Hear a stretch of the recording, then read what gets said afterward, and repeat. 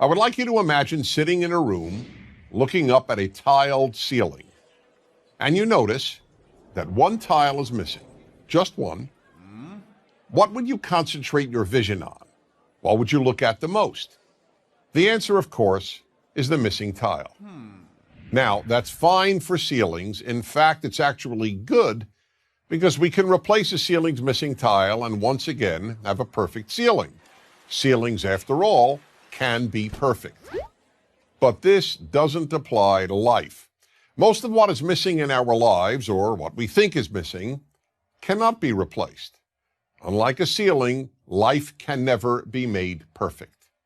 For that reason, concentrating on the missing tiles in your life is a big problem. Let me give you the example that taught me this great lesson about what I call the missing tile syndrome. A bald man once said to me, "You know, Dennis, whenever I walk into a room with people, all I see is hair." When I heard this, I immediately realized that in this regard, this man sees the world completely differently from how I do. Because I have all my hair. When I walk into a room, I don't even notice hair. It's not a missing tile for me. But for this person, hair is what he sees. This applies in some way to everyone. When a woman who thinks she has imperfect legs walks into a room, all she sees are perfect legs. Or take the example of the woman who once said to me, "Wherever I go, all I see are pregnant women." Now, how could that be? The vast majority of women, even those young enough to be pregnant, are not pregnant at any given time. But that was all she saw because she wanted to get pregnant and wasn't able to. Her missing tile was not having a child. That's the way human nature is. We focus on what's missing in our lives. The missing tile syndrome is a very big obstacle to happiness, so big, in fact, that it makes happiness almost impossible. There will always be something missing in your life. When you see other people's kids, you'll think you see tiles that are missing in your own children. Gee, why can't my kid study as hard, or be as polite, or be as bright, or be as good-looking, or be as athletic? The same holds true regarding our spouses, our work, our looks. The list is endless. I'll give one more example. When I was single and looking to find the right woman, I wanted to first identify the most important trait to look for in my future wife.